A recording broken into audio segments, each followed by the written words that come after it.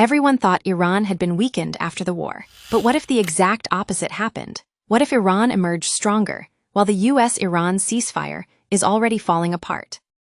Let's connect the dots through these articles from The Hindu. Just weeks ago, after days of missile strikes and military escalation, the United States and Iran agreed to a ceasefire through a Memorandum of Understanding, or MOU.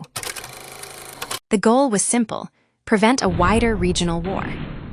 Iran agreed to ensure safe passage for commercial ships through the Strait of Hormuz and continue negotiations, while the U.S. signaled possible sanctions relief and a path toward diplomacy. For a moment, it seemed the crisis had been contained. But the ceasefire didn't last. Fresh clashes erupted after attacks on commercial shipping in the Strait of Hormuz. The U.S. launched another round of strikes on Iranian military targets, while Iran claimed it retaliated by targeting dozens of U.S. military assets across the Gulf.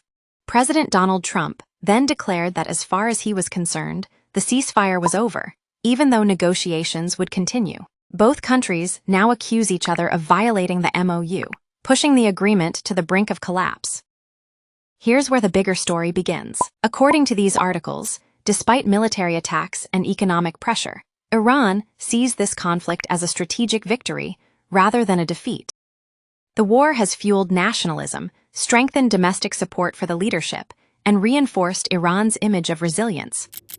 The article argues that instead of weakening Tehran's influence, the conflict has made the Strait of Hormuz an even more important source of geopolitical leverage.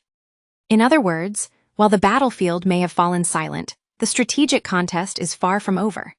Conclusion: the real question is no longer whether the ceasefire survives. It's whether this conflict has permanently shifted the balance of power in West Asia. Subscribe Paper Trails as we decode the Hindu newspaper and connect the stories behind the headlines.